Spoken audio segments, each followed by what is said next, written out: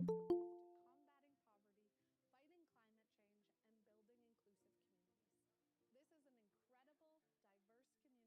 all have one thing in common.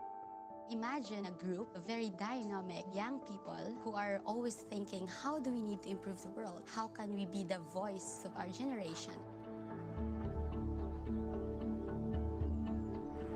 The Global Shapers community is a global network of inspiring young people addressing local and global challenges. We believe in a world where young people are central to solution building, policy making, and lasting change. Shapers, they're not only incredibly capable individuals, but they're ambitious. They want to be a part of something that matters, that has meaning, that has purpose, and that has impact. And a lot of the projects that we're working on are really scalable, like including citizen engagement, sustainable development, human rights, education.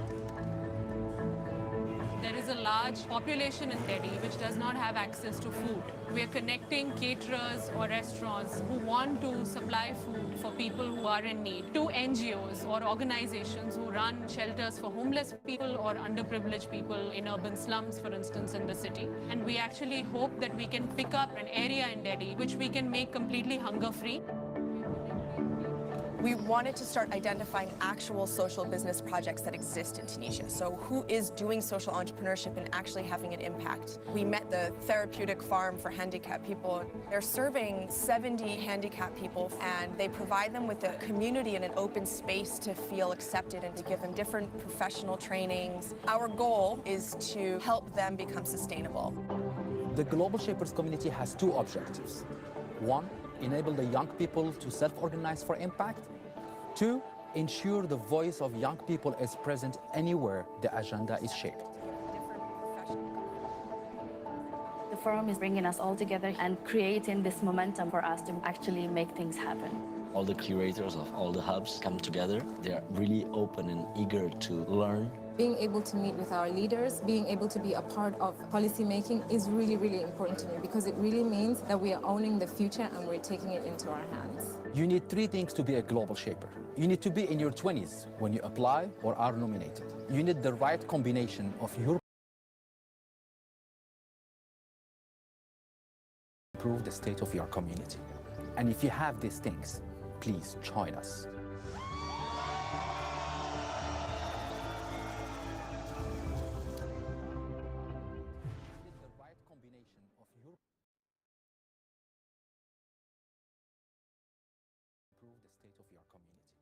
And if you have these things, please join us.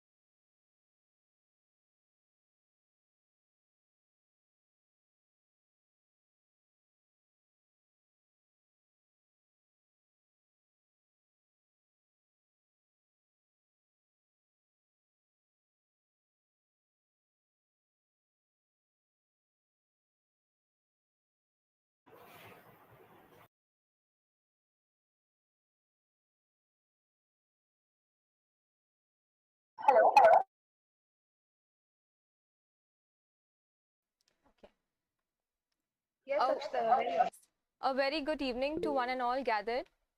I can see a lot of teachers and we have our resource person already in. So a very good evening. And if you look into your chat, you can see a YouTube live link. So in case anybody wants to watch it on YouTube, the meeting is live on YouTube. So you can always refer it to your friends later on as well. A very good evening. So I am Akshada Gudino, and I'm the curator of Global Shapers Panjim Hub for this year. And we are gathered here today for a very special talk. And this talk is about mental health for teachers. So a little something before we start the talk. We have this community called the Global Shapers community, which is spread across the world. And if you were observant, you must have seen a small video that we just played before we started this meeting. And it showed how people from across the world come together, youngsters who are either studying or they have their own businesses or they want to do a difference in this world, and we come together as one to bring something to the society, to bring a change about in the society. And today, to do this in Goa, we have a very special event that we are doing, and that is mental health for teachers. As you know that teachers are always under pressure, and I myself am a teacher. So I understand very much how the pressures of our school life and everything around it, gets to us. And sometimes we neglect ourselves. So in this interview today, we will be meeting somebody very special who has a lot of idea, a lot of understanding of how mental health works and what we can do. So our special guest is somebody from this beautiful organization called Sangath, and a lot of you might know Sangath already.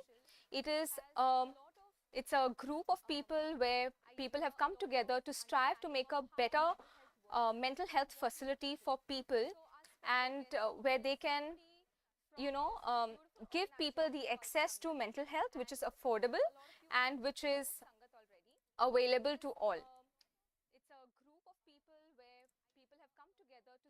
I do not know if I'm audible now. Yes, okay, thank you. Where they can, give people the access to mental health which is affordable and which is...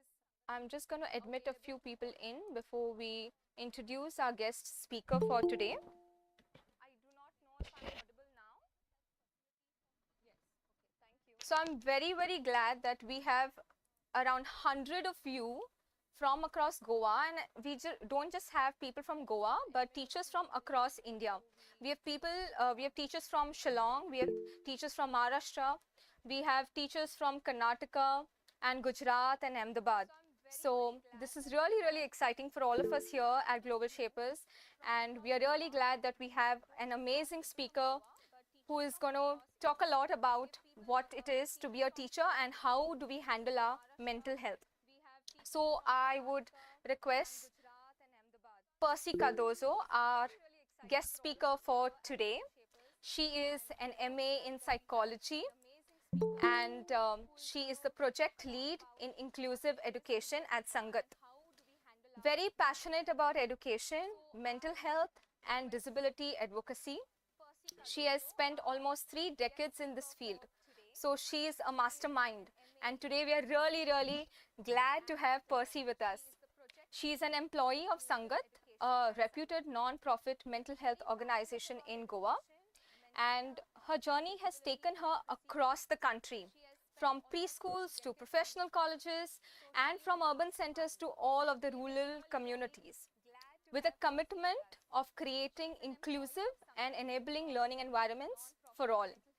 Her role has always been to understand and fulfill the diverse needs of stakeholders in educational institutions. She has worked closely with students, teachers, parents, and administrators, gaining invaluable insights into their challenges and aspirations.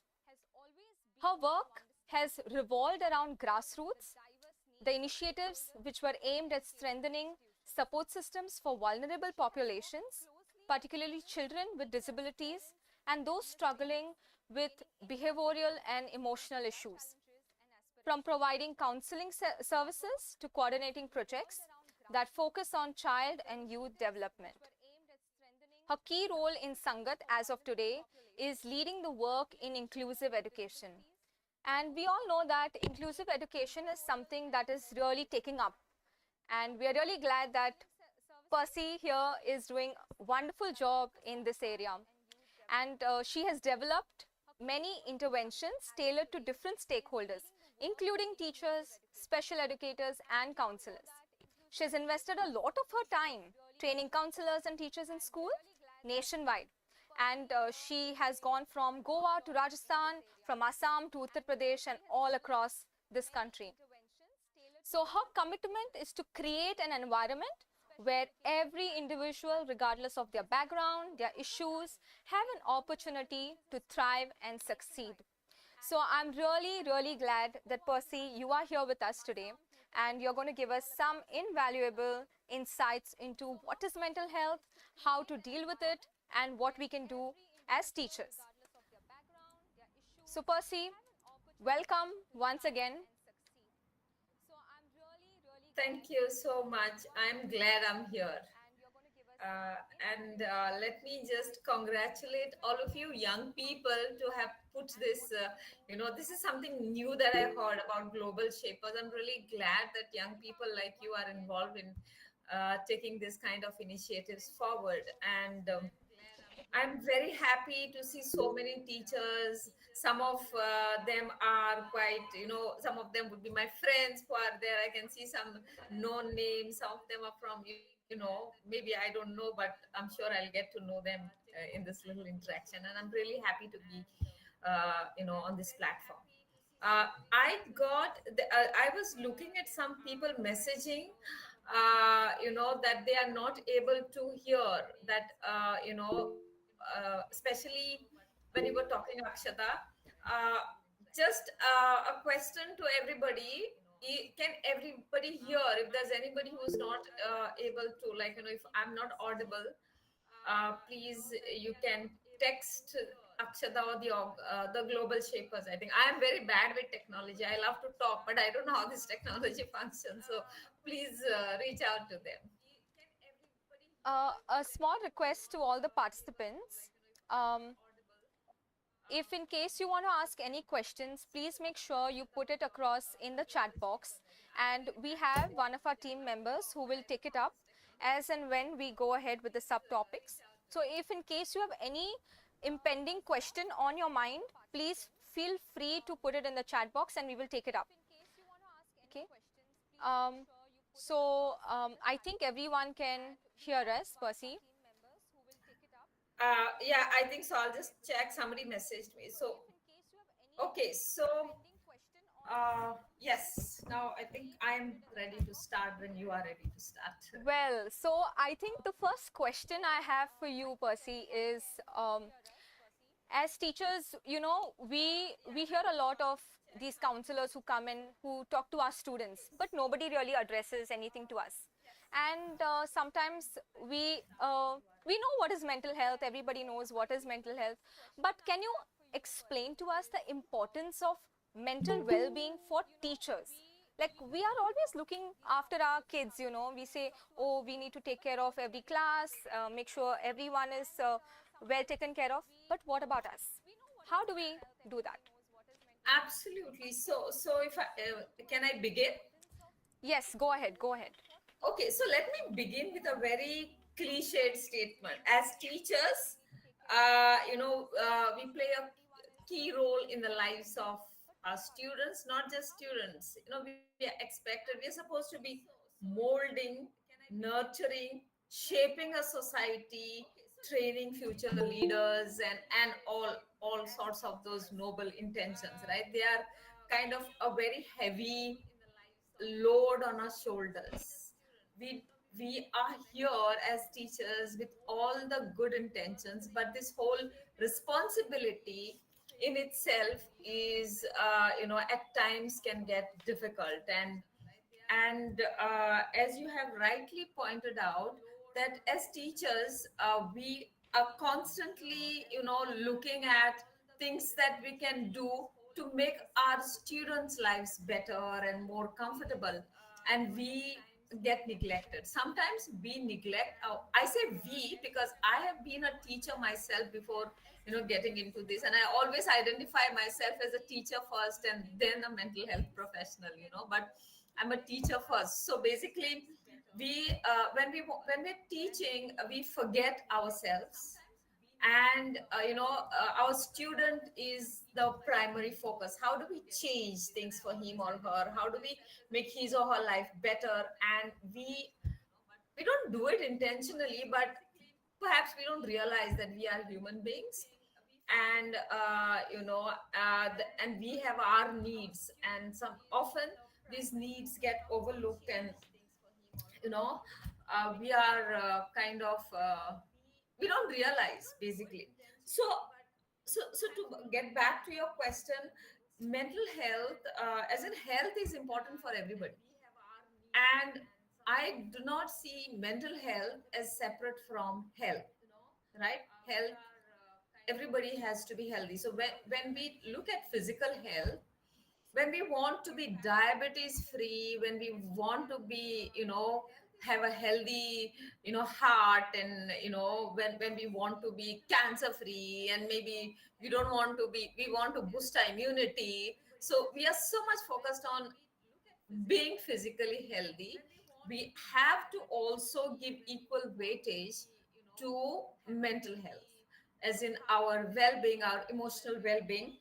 And as teachers, it's all the more important because we have a responsibility. We are molding, and we are, training, we are, creating a society that is going to have a better future.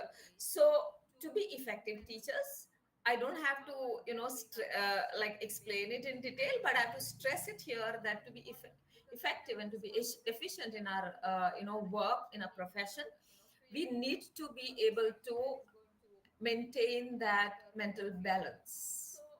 And when I say maintain mental balance, I'm not saying that we can't fall sick. I'm not saying that. All of us fall sick. If I can get fever, I can feel down. That's absolutely fine. Not feeling all right, not feeling, emotionally drained is absolutely fine. All of us from time to time keep feeling that, like how we get, flu and some kind of coughs and colds. We do feel down sometimes, but it is important to be able to function and take that in our stride. We are feeling low. Yes, that's fine. We should be able to identify that and take it in our stride and do something about it.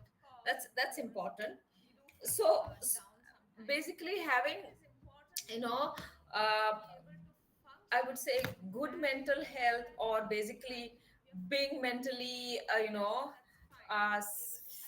like fit, helps us manage our stressors well, efficiently. It helps us live enriched lives with enriched relationships.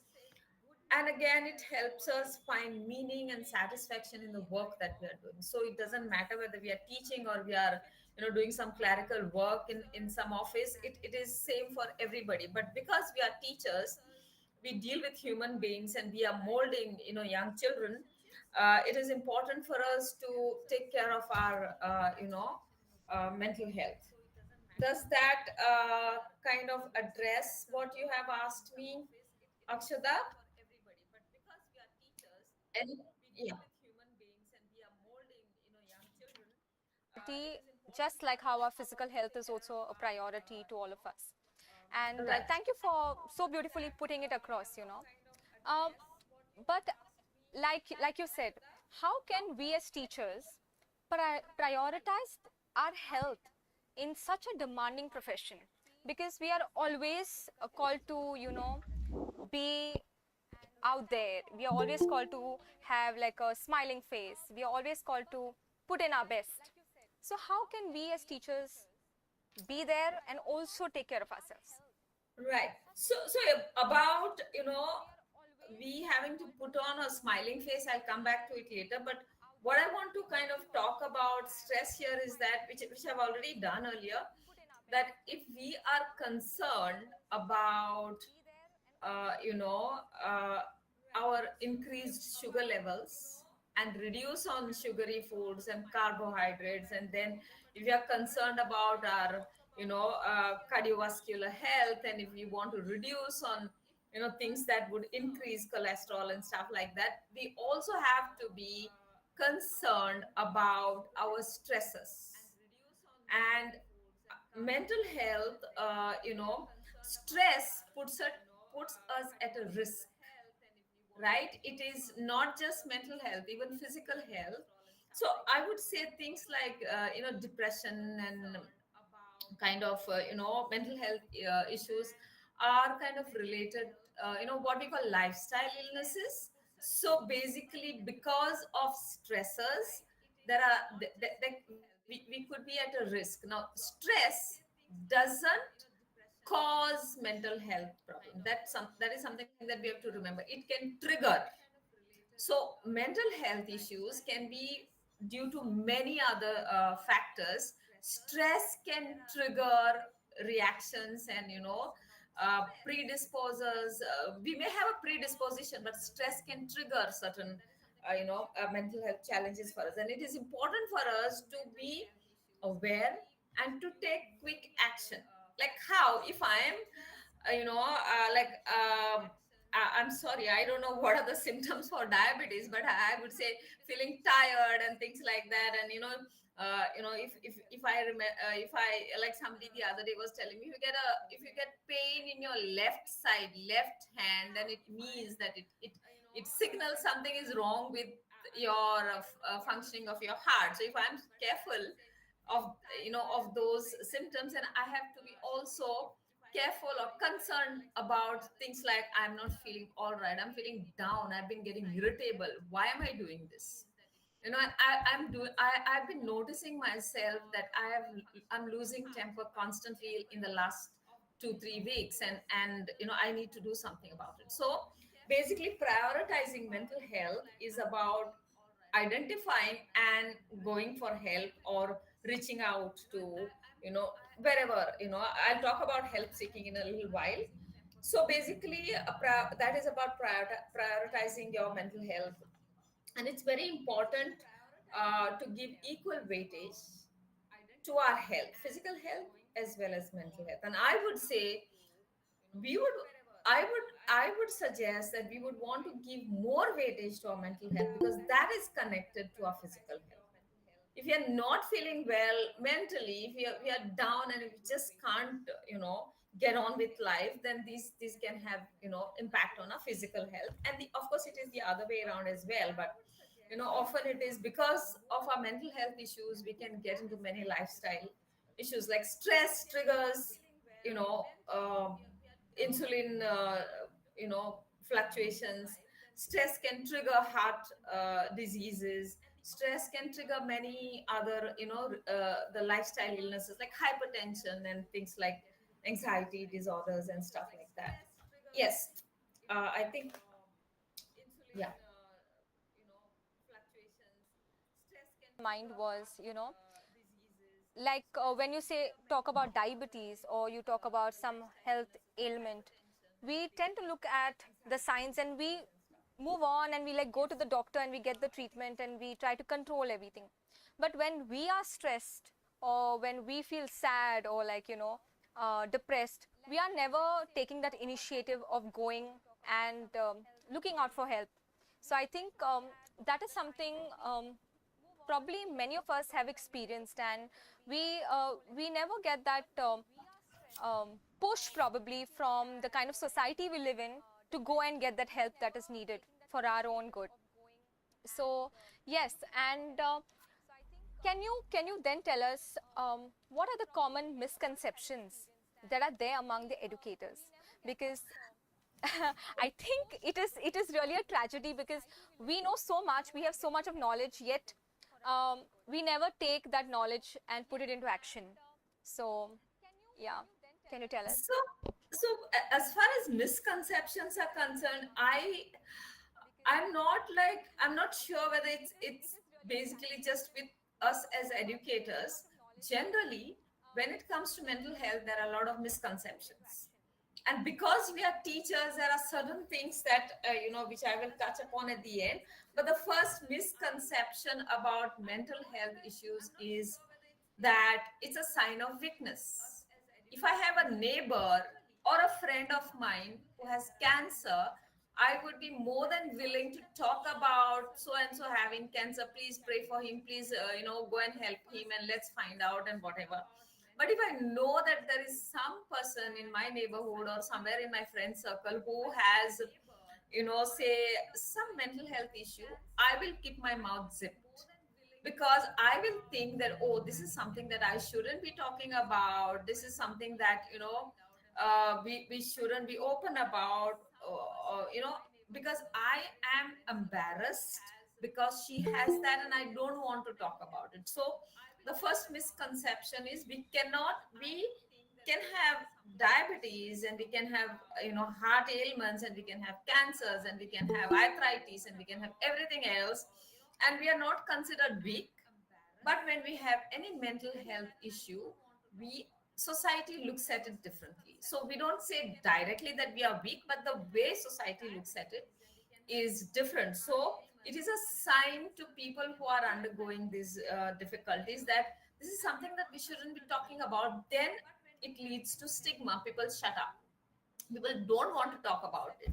So if I know somebody has some mental health issue, if I say, how is so and so, people will be, she's fine, she's getting on. So, and they will not talk much about it. But if on the other hand, if he or she has some physical ailment, they will talk about it. They'll say, oh, he's been taking medicines, he's not getting all right, he went to this doctor, that doctor. No, they'll talk about it in a little more detail, elaborate. But when it comes to mental health issues, they don't talk about it. And I'm not saying this from just reading up. I've heard it, and this is not from my clinic experience, but personally in a community or a family or a friend circle or social setting, I've seen this. When somebody has a mental health issue, people just don't want to talk. People want to cover. People don't feel comfortable. So that is one. It's looked at as a sign of weakness. There's stigma.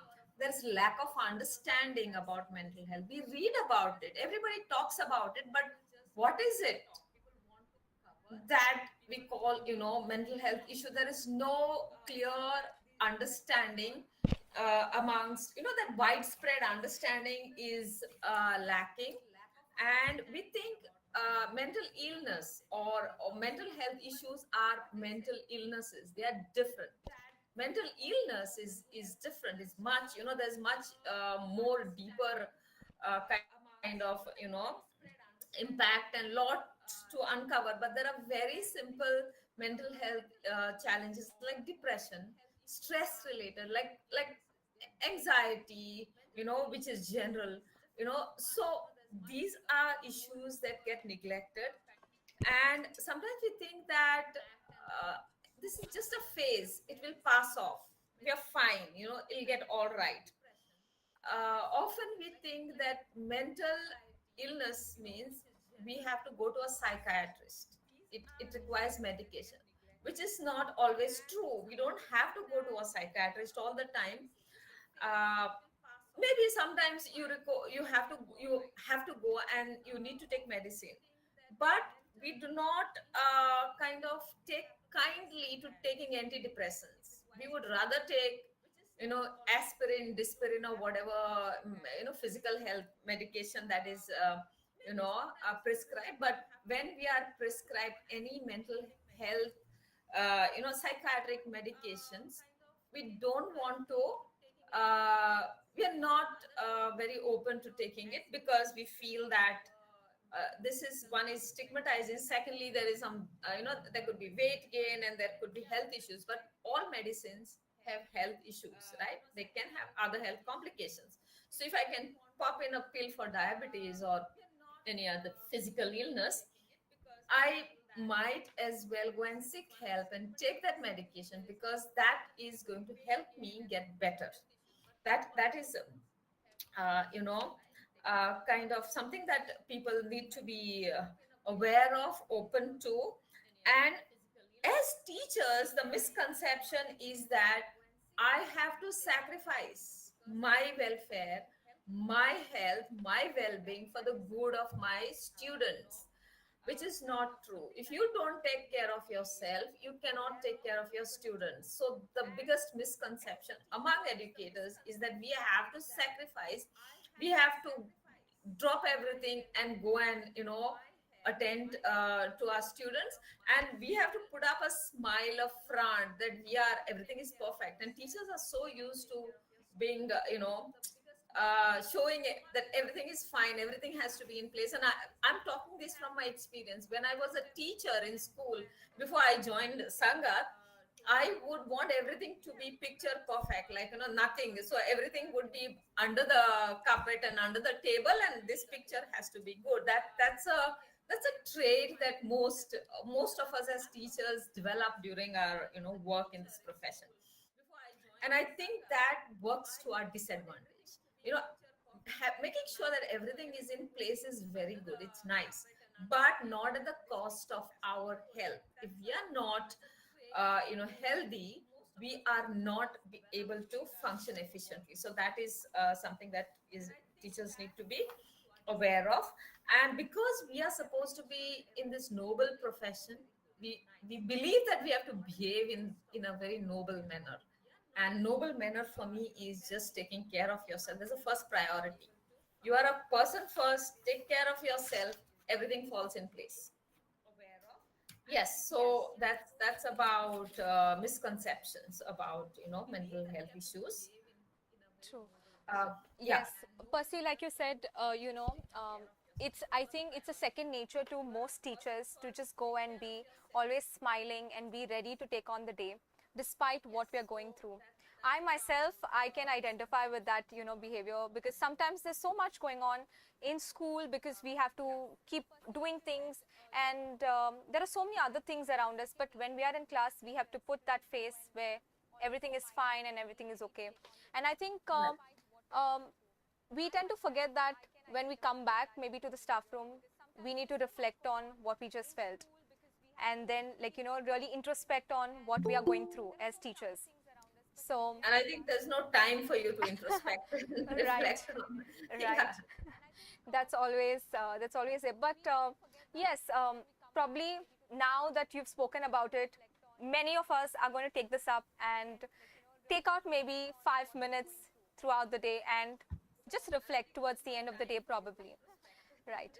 So, I want to ask you next is, how do we identify that we are under stress because of our job or because of whatever is going on, and what are the common signs of burnout among teachers, just so that we understand ourselves and also maybe are able to see it in our colleagues, and what does research say about all of this?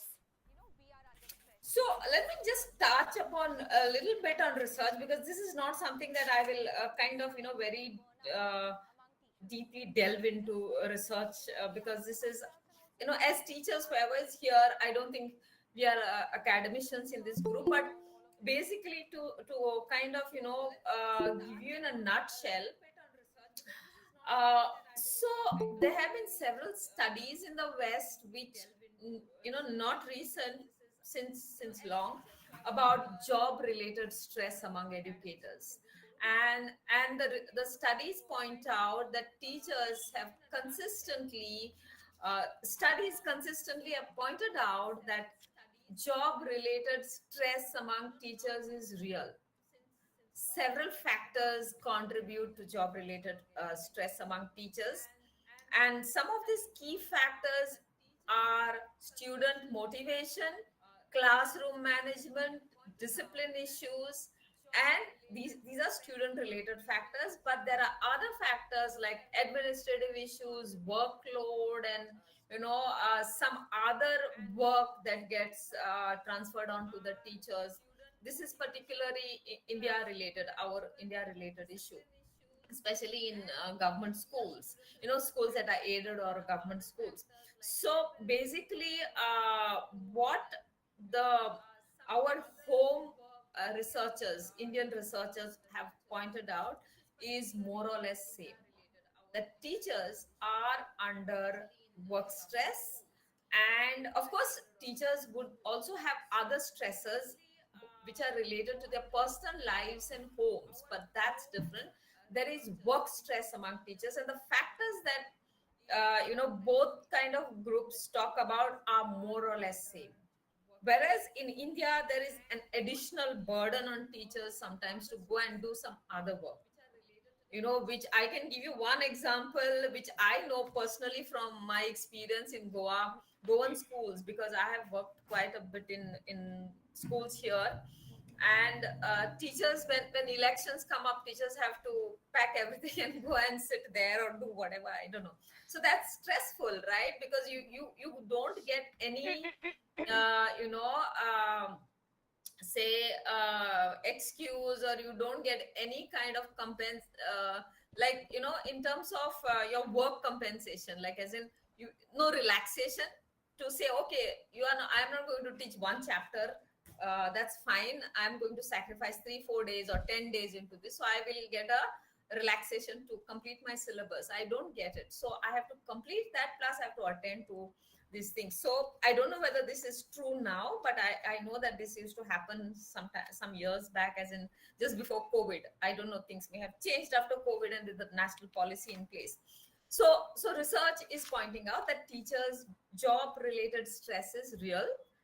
COVID has exacerbated it, right? After COVID, there has been a major shift. Now, we were talking about teachers having to shift to online teaching, and that's perhaps gone away now with the things getting normalized, but stress related, so there is a whole shift. And in India, the shift happened during COVID. The national policy got implemented, and there are huge changes that have come in, that are still coming up. So the teachers having to adapt to these newer ways of teaching, to adjust to technology, as in the meaning at the beginning of this discussion, I was telling you, I'm completely totally clueless about technology, but I have to adapt. Look at my my graying meaning graying hair and dying gray cells. Don't let me sometimes figure out what is going on, but I have to adapt, otherwise I can't manage. And this puts pressure, and not all teachers are able to do that. There are some of us who can do it, some of us are not able to do. And I know there are a lot of friends of my friends who constantly tell me, like, Pasi, I don't know how to do it. I get my son to help me, I get my daughter to help me. So all of us don't have like efficient, not efficient, helpful sons and daughters. Like if I tell my son, he'll say, no, why are you in this job? Please give up that job if you want me to do that. So there are these challenges around teachers. So this is typical of COVID, post pandemic world. There is this huge, and the technological change after the pandemic has just kind of speeded up, and people are under severe I would say stress related to adapting to the newer ways of teaching and things like that. Plus, because children were not in schools for two consecutive years, there is a big gap in their learning. So the teachers are now expected to fill that gap. How are they going to do it? That's again another stressful thing. And people like us don't blame children, right? I say, no, child is not at fault, so you have to do it. So then there is this tremendous pressure on teachers that they can't blame the child for not having learned it, and they have to make up. So that's again pressurizing. So this is about research. Now, signs of burnout would be somebody is looking at these questions and will tell me right at the end, right? So burnout, meaning stress, is like, stress is normal for all of us. If there is no stress, then we don't move on with life. So stress is a part and parcel of us being human, right? Even our hunter-gatherer forefathers had stress. Grab food, go forage for food. There was stress. Reaction to stress is a part again of our, human life itself. How do we do this? Aggression, fighting, defense, expanding. That's a part of stressful living. Now, with with the lifestyles changing and complex, becoming complex, the reasons for stress have changed, but stress has always been a part of human living. So that's something that we cannot do away with stress, and it's not nice to do away with stress. But when stress gets out of hand, that is when we have to start getting concerned. So when I say stress gets out of hand is I am I'm getting physical aches and pains for no reason and for a long time, for the last 2 weeks to one. Now you look at this signs for the last 2 weeks to 1 month and more. I have been getting constant pains somewhere here, back, head, whatever, pain, aches and pains. Feeling down. I'm feeling sad for no reason. I don't know what is going on, but I'm just feeling sad. I'm getting angry, irritable. If that has been my nature, that is not stress. There is a change in me. Having trouble focusing, right? I have been, like, as a teacher, I need to focus on things. And if I don't focus, I can't get my work done because I need to plan, I need to correct papers, I need to do a lot of that is intensely intellectual work, mental work. And if I find that I'm distracted, that means stress is affecting me. My behavior has changed. Sometimes I'm grumpy. Sometimes I'm like not wanting to get out. I don't want to talk to people. I want to be by myself. I just don't take interest in things around me anymore. Now, by nature, if I have been an introverted person and I don't want to, talk to others, that's different. But I have become like this suddenly. Again, I'm having problems with people, fights, arguments, and this is again a sudden change. Constantly falling sick and constantly negative, cynical. So what will change? We have so many of these kind of workshops. Well, this headmistress is always constantly telling us what will change. Nothing is going to change. That cynical attitude towards life and neglecting personal needs. Now, if you see it in yourself, or if you see somebody else, and this sudden change, then you might want to raise the concern very sensitively, not telling, look, you seem to be stressed and you should go and see a psychiatrist or a counselor. No, we need to be talking to people. See, there's some change that I'm noticing in you. You were not like this before. Is something bothering you? Do you want to talk? Talking sensitively, that's important. So these are signs. So this is not a session to train people. Constantly fatigued, grumpy, sad for no reason, no interest in things around you, you're falling sick constantly. That means stress is affecting you. And when you say burnout, it's like when you're really falling sick, you just can't get on with life, you just don't know what is going on. And when you visit doctors, they tell you, no, there's nothing wrong with you, it is in your head. And then you must have heard doctors sometimes saying, no, this is all in your head, it's all stress related. So that means you should be consulting the right people when a physician says it's stress related. So that is, yeah. Absolutely, Percy. Like what you said, a lot of us as teachers, we have faced, a lot of struggles, especially in the last 2 years, because children came back. And I really want to congratulate all the teachers gathered here, because they have done an excellent job.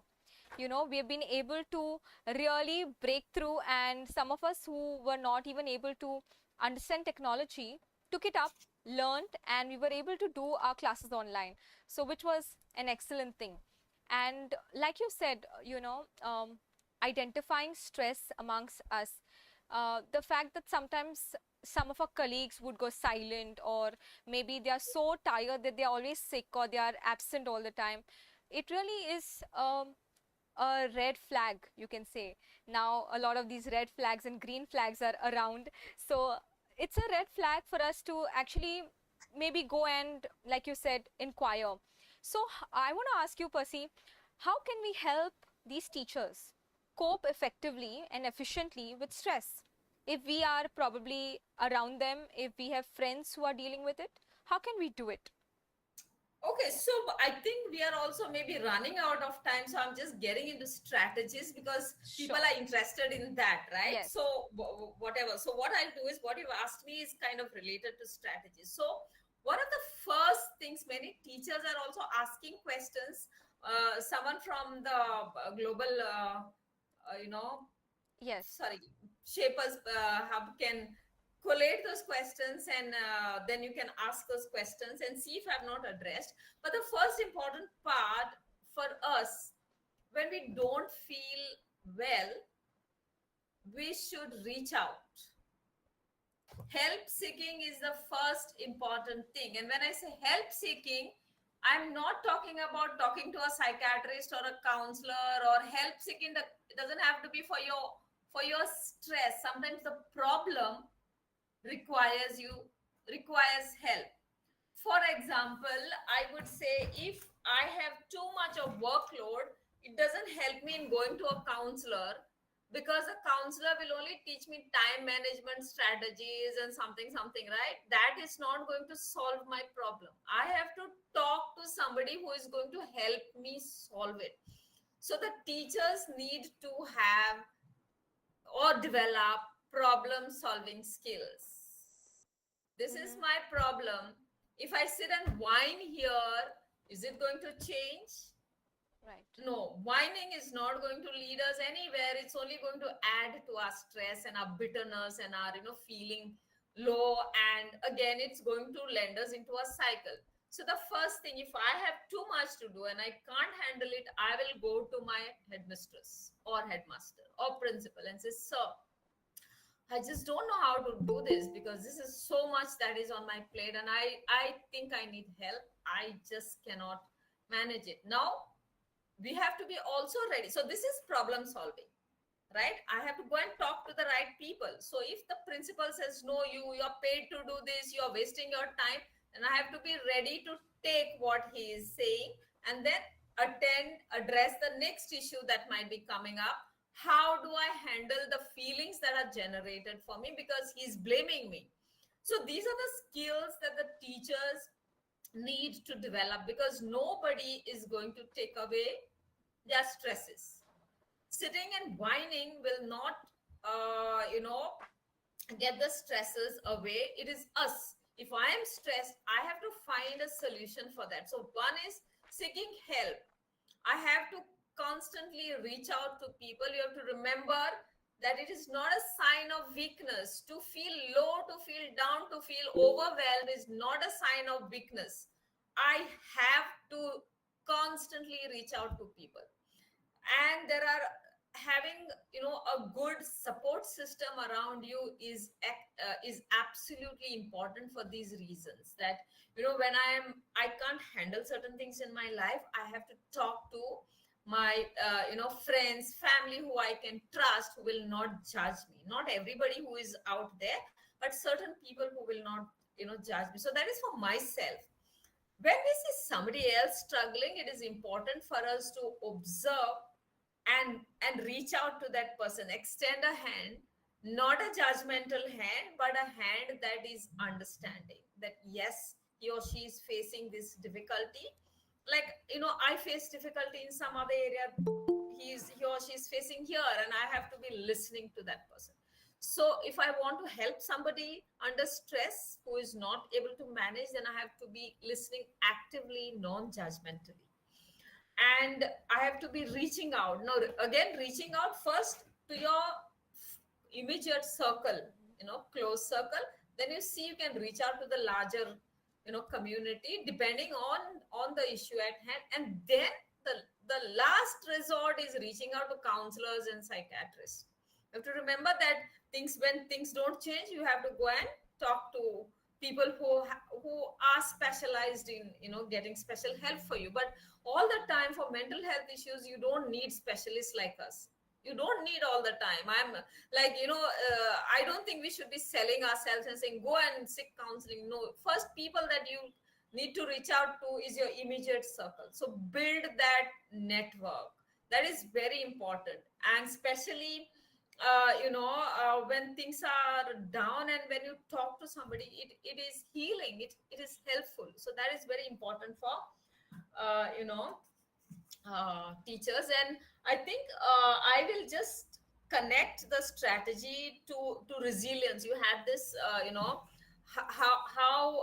so teachers or all of us have to be focused on building our resilience. And what is resilience is like, you take a ball, rubber ball, press it, it bounces back.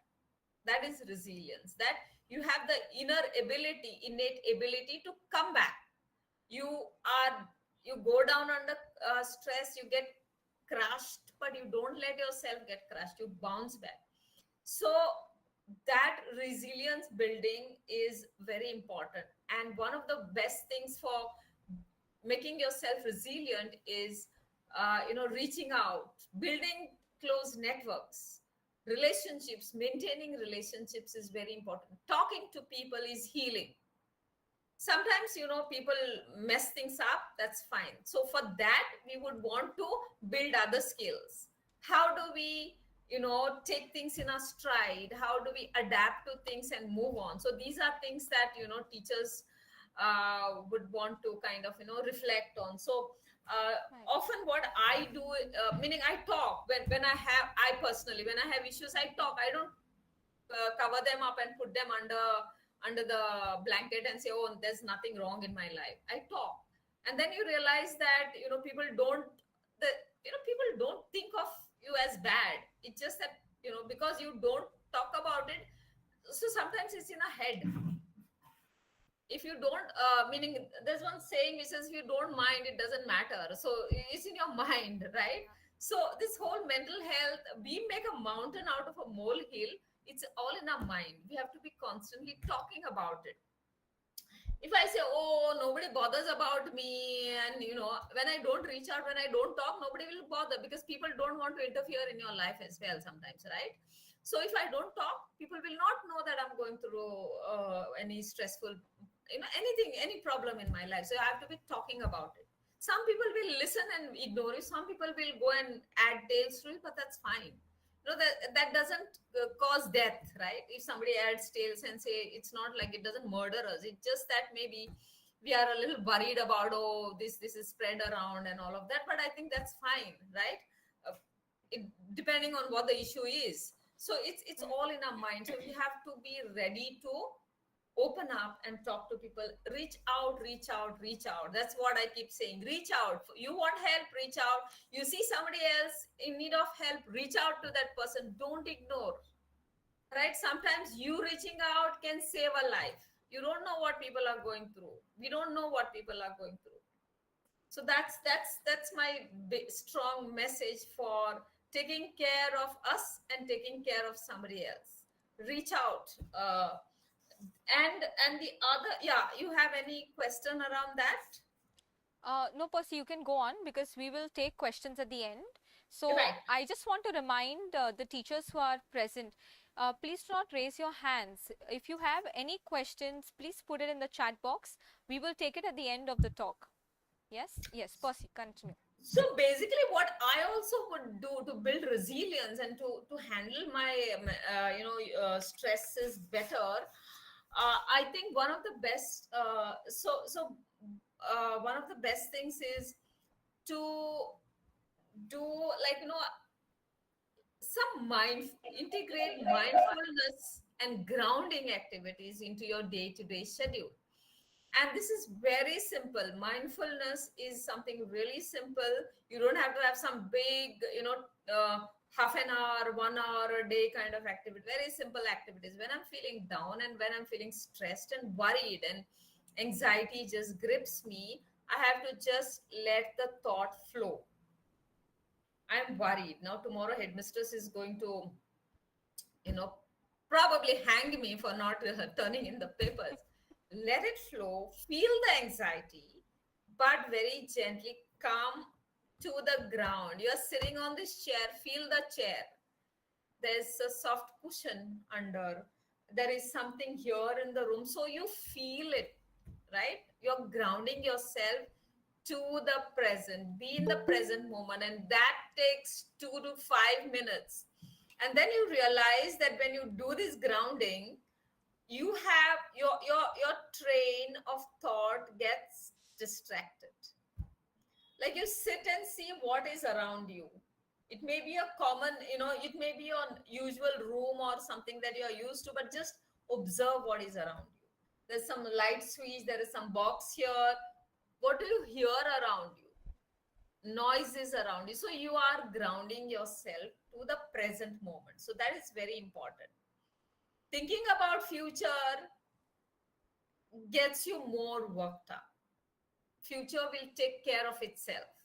You be in the present, take care of the present. Once you're done, all this deep breathing, meditation, whatever, yoga, very simple 5-minute activity to just break. So do not fight off the thought. That is first important thing. When you are worried, anxious, don't fight off the thought. Let the thought flow, but you gently get yourself grounded. So the thought then just gets, distracted. So that's one, because, there's no time now to talk a lot about different activities. But as I said, one is building relationships and maintaining relationships. Second is, helping yourself learn about grounding, read up on grounding. Also, a lot of teachers, meaning we love to write.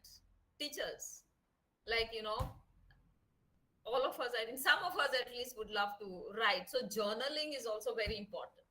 And when you're journaling, you have to be looking at your feelings. What did I feel? Why did I feel it? Self-reflection. And it helps you. And I think teachers have to do this at least once every other day, once, or, 2-3 days a week, not once a week, at least 2 days at least a week, to sit and find time for self and write. Those of us who love to write, like to write. Sometimes we may want to draw. There is one person who I know likes to sketch. So sketch yourself or something, around feelings. But when you're doing it, it's about self and it's about what you're feeling. My worries. So feel those, and you will realize that sometimes when you are focusing on the feeling that's in the thought and the feeling, things change. You begin to look at things differently. Our mind has to get used to that thought.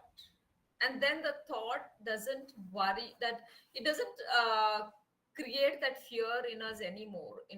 We keep kind of thinking about it. So these are some small ways in which you can, kind of, mindfulness. And then basically, as I mentioned earlier, problem solving opportunities. Somebody says on another note, somebody sent I got distracted here. There was some chat that came in. We will take it out. And then another thing that is very helpful is looking at, like, when you see a glass half full, it depends on how you want to see it. It's half full or half empty. Looking at a glass half full is much better for mental health than looking at it as half empty glass. I have so many other blessings in my life. I'm doing so well in these areas. So being grateful to people. My headmistress may be harassing me, but my colleagues are so helpful. Maybe this colleague is really mean to me, but there are so many others, and I do such excellent work. My students are so well behaved, or my headmistress is so good. So looking at things that are positive and being grateful, because when you focus on negatives in your life, your stresses increase, your bad things in your life increase, in your head they increase. Things by themselves are not bad. It's all the time in our head. It depends on how we see it. So, looking at, I'm just also referring to some small notes that I had made, and also practicing self-compassion, which is very important. I have to be kind to myself. Do not take on that, noble hat all the time. You're a teacher, but you're a human being. You can make mistakes. Though you don't like others making mistakes, you can make mistakes. So allow yourself to make mistakes and, pat yourself on your back. Be kind to yourself. Do not be harsh on yourself. And often we are harsh on ourselves. I shouldn't have done that. What will people say? I'm a teacher. If my son is misbehaved, what will people say? But that's okay. My son is different. He's not my student, right? Or my daughter is different. So do not be harsh on yourself. Be kind to yourself. That is very important. And then other strategies that, of course, good eating, balanced diet, good eating habits, sleep, all these physical activities are very important. I think each day we must find time to meditate, even 5 to 10 minutes a day. That's very important. And then setting boundaries. I can do only so much, but I can't do. You find a way for me. Suppose I have to go and train students to, take part in the school annual gathering, then I don't think I can turn in papers, that quickly. So that is something that, you as teachers, we need to learn negotiation skills, communication skills. And communication is, look, I don't know what I can do because this will eat into my family time, and I don't think I can sacrifice that time because that time is protected for my family. And you have to talk very kindly and but assertively, that I can't do this. Maybe I can, give this, like one day I can make an excuse. In a month, I can maybe sacrifice one day of my family time, but I can't do it more than a day, one day. Right? So these are boundaries that teachers need to, first of all, convince themselves, this is my boundary, and stick to that boundary consistently at all times. When I change the boundary a little bit, people think that, okay, now we can walk over, there are no boundaries. So please have boundaries very politely, but firmly. These boundaries have to be communicated. And for many of you who are, young teachers, it is very important for you to start doing it right at the outset, because then it sets, then that sets your, pattern. So it's important to set boundaries, but you have to be you have to be kind and assertive, not aggressive. When we communicate boundaries aggressively, then we are labeled as non-cooperative, and there are other repercussions. So make sure that you acquire those skills to communicate it and talk about your boundaries.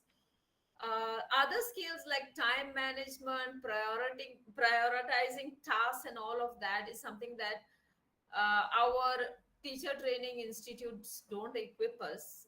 We have to acquire those. Problem solving skills are something that we are supposed to have, right, as teachers, but sometimes we don't realize that we don't have these skills. And there's nothing wrong in saying, I don't have these skills and I want to learn. That's something that teachers have to, make efforts to learn. Again, please remember, nobody is going to reduce your stress. Each of you sitting in this session, it's your responsibility to reduce your stress. Find ways of doing it. Complaining, the school will not do it. Because when we complain, the heads say, oh, these teachers don't want to work. They only come here for fat salaries, right? So they will not reduce that stress for you. They may make some efforts, but not reduce it. Reducing your stresses is in your hands.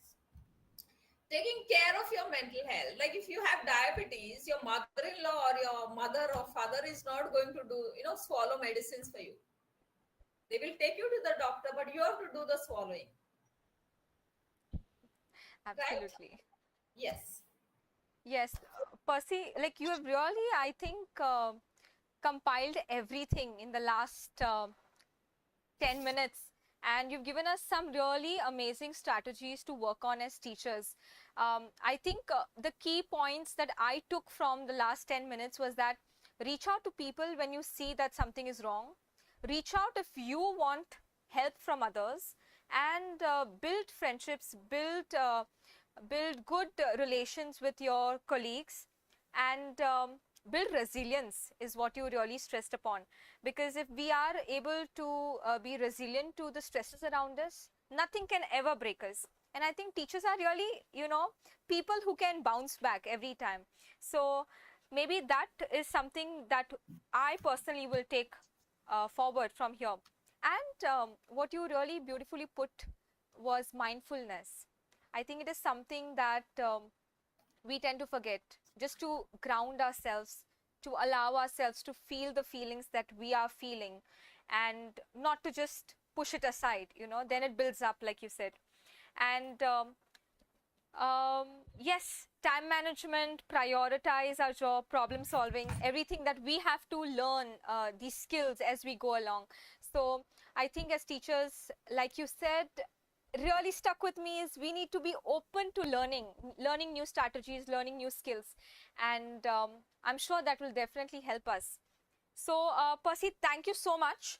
We are really running short on time, but you managed to put everything together in the last 50 minutes. But we have some really interesting questions out here for you. So we will now take up those questions. Yes.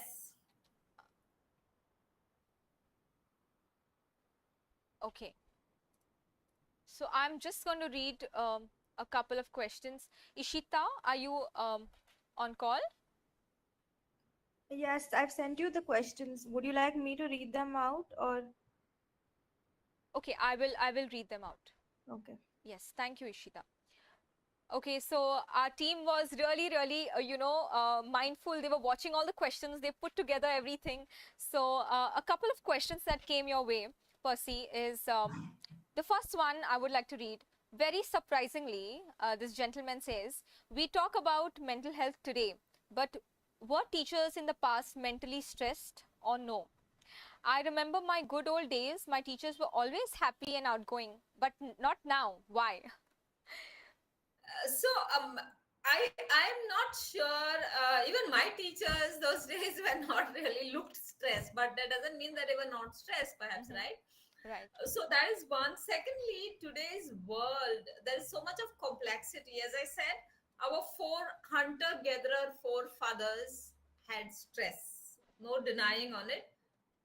We the complexity, the society is changing. We are no longer hunter gatherers. We are such a highly evolved or whatever technologically advanced society. So the stressors change, and there is rapid advancement. Along with it, there is rapid exacerbation of stress. And so the one reason is because we are kind of in a place where the society is transitioning so fast from the hunter gatherer to agricultural revolution to technological revolution. Things are going fast. Those days things perhaps did not go as fast, and but today there's so much of rapid change. And I think that is the reason where we feel that we are kind of see stress. But that doesn't mean that there was no stress earlier. And that's one. Secondly, in earlier times, even when I was growing up, I know that at least here in in India, basically, not just Goa, we had a very close knit community. Your neighbor knew what was cooking in your kitchen. If somebody comes and blasts you, the neighbor will pop out and say, oh, what happened, why did you do that, and whatever. No, now neighbors have shut doors and nobody bothers. You can get hacked and killed, and then they'll come out and say, oh, I saw her yesterday, I wish I had opened my door, and whatever. So we are becoming, society is changing. Right. So for better or for worse, I can't say that, but there is change. Definitely, I agree with you, Percy. But another question that's come up for you is, how do I build trust in people who I do not know? Probably I'm a fresher, I'm just starting to build my career in teaching, and I have fear of being exposed. Maybe I'm an older teacher and all new people are coming in. So how do I build that or bridge that gap? So the one way to bridge the gap would be to, suppose if I am a senior teacher and there is a junior, one way would be to, kind of share your expertise without telling them you don't know, you are young and I want to do it. No, very gently, kindly, giving some little support to the person, or asking, do you think you can do this, do you think, or can you do this for me? That's another way. You're so good at this now, that nowadays young people can do these things so well, can you do this to me, can you help me out in this? And then praising, appreciating, being grateful to that person. And building trust takes a long time. For some people it's easy, for some people it takes a long time, and it depends on the kind of the personalities. Some people it's easy to build trust because the other person responds. Sometimes it's difficult, so it's important for you to constantly try, keep trying. Important for us not to be cynical. Today's young people, they will never listen. Right. And they will not listen if we have that attitude. I'll try. Sometimes somebody, so it depends on how personalities click with each other. Right. Absolutely. I think it goes hand in hand. Like we as younger people need to reach out, and the older ones have to reach back down towards us and bring us up. Right. Yes. Right. So another question I think that you've already addressed, but I'm just going to address it here. Whom should we consult regarding mental health issues? And I think you said that for things like stress, burnout, we can handle them ourselves. But if it gets a little extra, then maybe we can go to a counselor or a psychiatrist. Am I right? Yeah. So if I'm not feeling well today, I have to be talking to somebody, like not ignoring it. See, I've learned for the last 2-3 weeks I've been really feeling down. I don't know why. I'm worried because this is something that has happened to me and I don't know how to handle it. Talk about it. Right. And then see what the person says, or what people in your support system kind of support you with. And if things don't change, then you may say, maybe I should go and talk to somebody.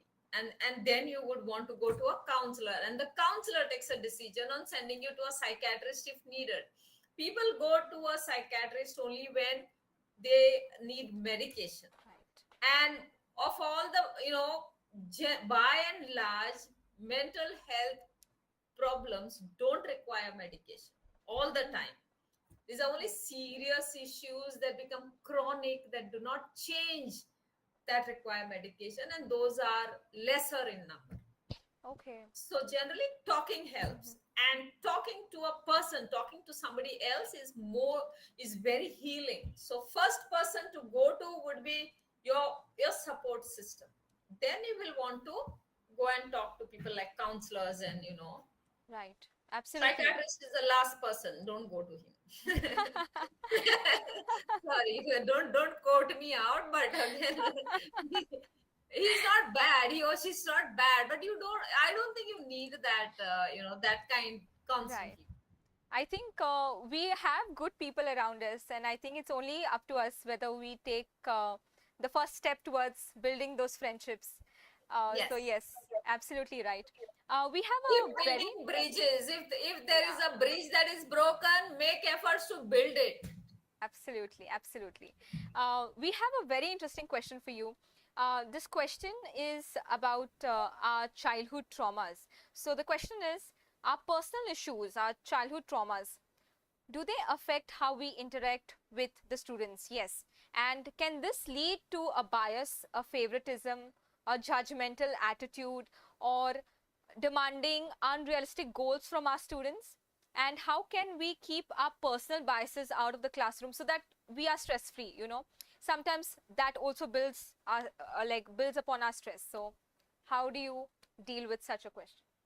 So personal, all childhood experiences have a bearing on our personality, right? How we develop, it depends on, very much, a lot of it depends on how we were raised, or what happened in our childhood. How we are going to behave as adults is kind of, influenced a lot by our childhood experiences. And if there were traumatic experiences, that has a, all the more greater bearing on how we act and react.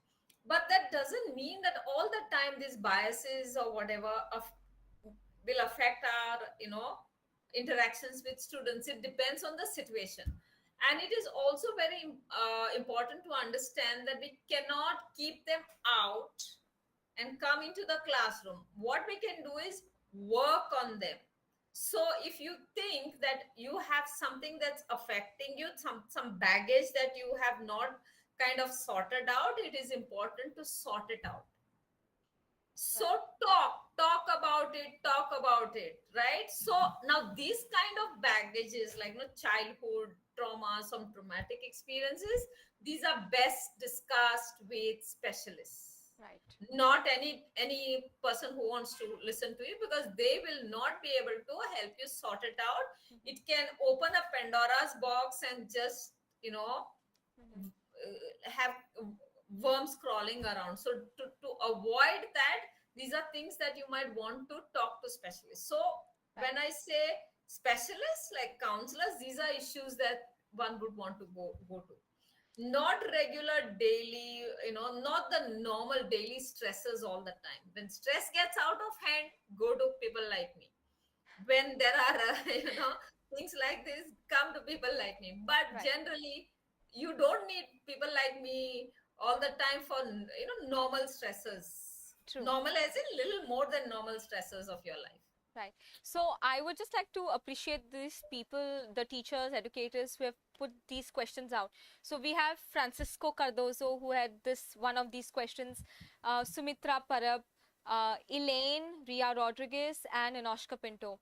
Another question that is up for you is, sometimes we are always ready to help and we can reach out to our co-workers and they could be dealing with some mental health issues. And once we start, how do we reach out to them without them feeling like we are intruding? And if they tend to get our help, how do we not be the crutch, like they always fall back or something like that? So how do we rectify this issue is a question from Ria Rodriguez. So basically, you know what, when you by and large, when you go and very gently talk to somebody, people feel relieved. People don't feel that somebody is an intruder. It depends on your relationship with that person and the way you ask. Look, Akshada, recently I have been looking at you. You have been, so describe what you are saying, what you are seeing. I have noticed that, you've been like neglecting yourself. You seem to have lost weight. There seems to be some issue, something. I think, I'm not sure whether I'm right, but I think. And if you think you want to, talk about it, I'm here. That's enough. Perfect. Don't keep prying and say, oh, tell me, no, you are lying. There is something going on. And I think there is something, people are troubling you here. No, don't get into that. Just reaching out means just put it across that I've noticed it. Sometimes people feel, relieved and say, okay, this is somebody I can talk to. Absolutely. And then if that person is a like, holds on to you like a crutch, again, that depends on the kind of relationship that person has with you. So many times people need somebody to fall back on, and that's something that is, suppose if somebody calls me up, not as a counselor, but generally my friends want to talk to me, discuss, I feel privileged, I feel very nice, honored that people trust me as a friend, as a relative, to share their difficulties. And then I may, if I feel that this is something that's bothering me, then I may want to say, look, Akshada, I have tried to help you sort things out, and it looks like things have not changed for you much. Maybe we should talk to somebody XYZ or whatever. Do you think you want to go there? Right. And that XY doesn't have to be a counselor. That can be anybody. I don't know, some priest or something, whatever. I don't know. There are a lot of other people also, Correct. right? So do you think you want to go there? If not, then you may want to talk, right? You may want to be frank. You have to be frank and say, look, this seems to be affecting me. Right. Don't feel bad about it, but let's do something about it. Let's see how we can help you sort it out. Correct. It is affecting me also. Right. So it is important to be frank, but don't convey it like you're a burden. Then you're not helpful. Correct. We wouldn't want someone doing that for us. Yes. Correct. Do unto the sorry, I don't want to put Jesus Christ here. Yeah, it's like just think of what you would want others to do to you. Correct. Absolutely. I think we should go by that principle. It's such a important principle in today's world, because if we are kind to others, you know, we can expect kindness back towards us. Right. So thank you, Percy, for taking up these questions. We are really short on time, and we have people saying, why don't you have such sessions in the coming days? Dear educators, we want to tell you that we will definitely come up with more of these sessions, and probably even reach out to your schools and conduct such sessions in your schools. So we are really looking forward to, you know, creating the small change that we want to do in through our sessions, basically, especially for the teachers. And one person whose hand has been up from time immemorial, from the start of the meeting, Mr. Conrad Mendes, you have a question. Do you want to ask a question?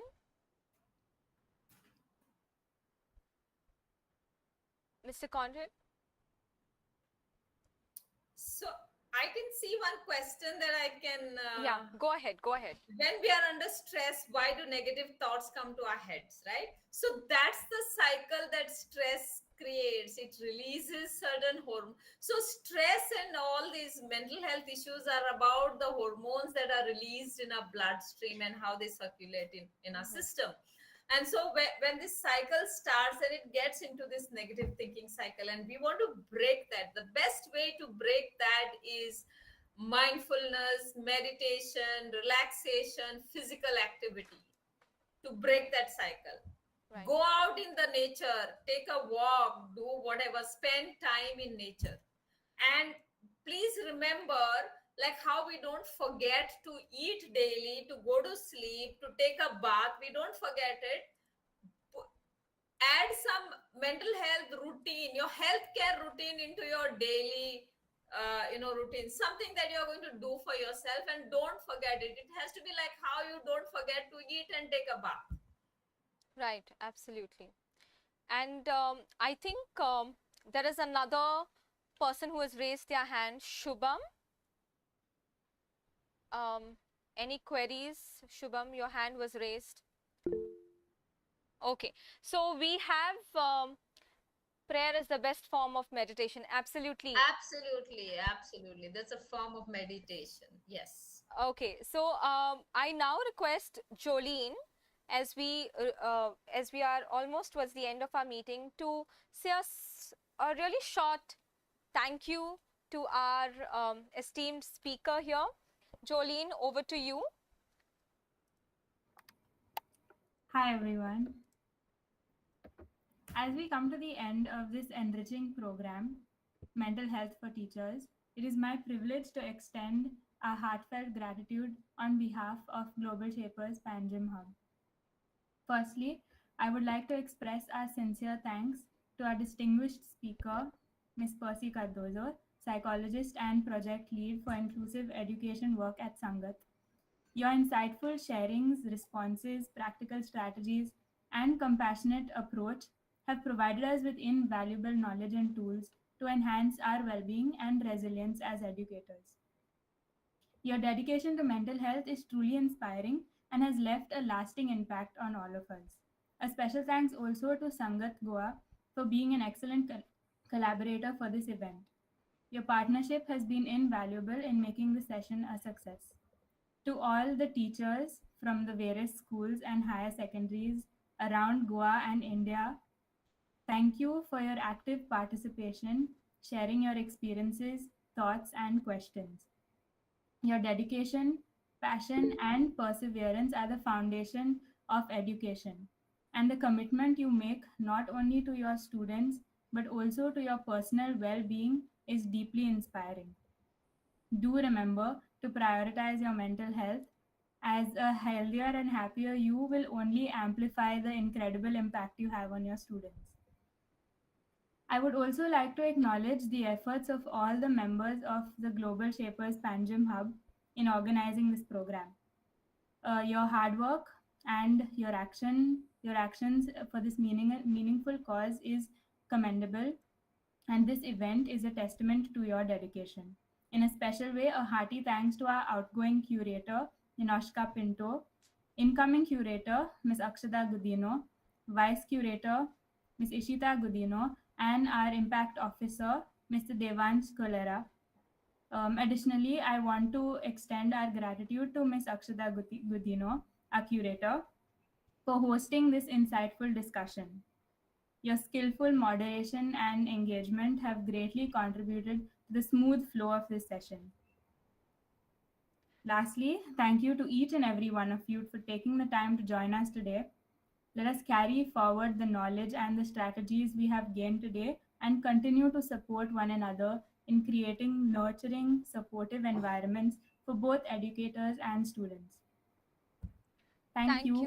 Good night, and we look forward to seeing you for more events. Thank you, Jolene. Thank you. And it was really a pleasure talking and just interacting with Ms. Percy Cardozo here. And I'm sure educators were out here. Thank you for your response. It was really overwhelming because we had more than 150 participants who had registered for this event.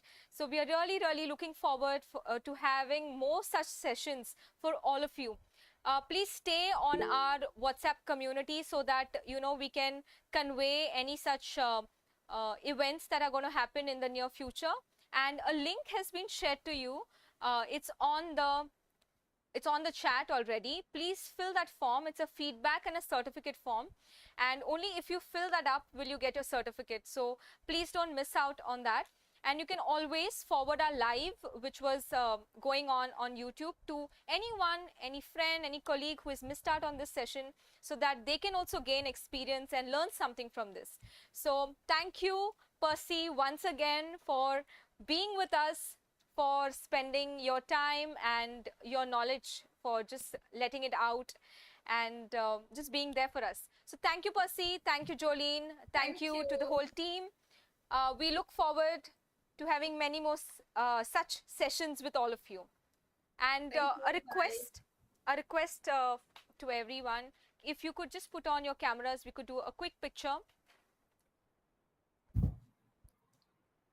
Ninoshka, if you could click our pictures. Do you want to unpin yourselves? Yes. So because I will unpin everyone. Oh, so cute. Everyone looks so cute. Okay, if you could all just put on your cameras. Whoever can.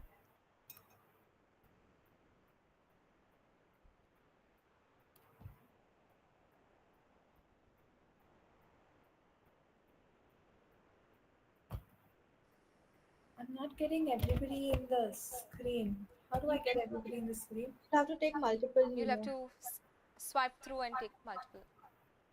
Oh, that's going to be... Okay. Okay.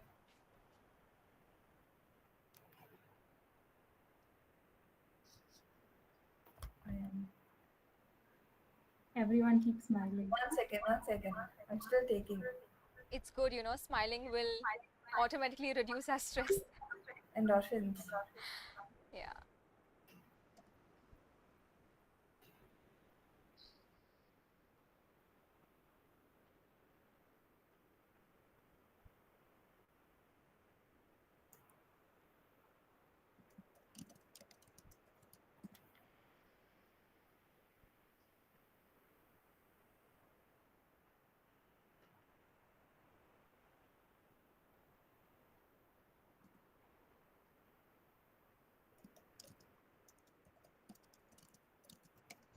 Okay, we're done smiling.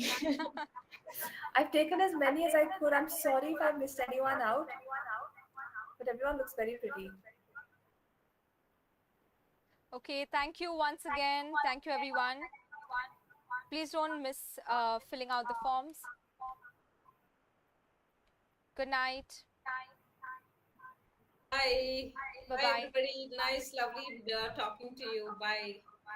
Thank you. Bye-bye.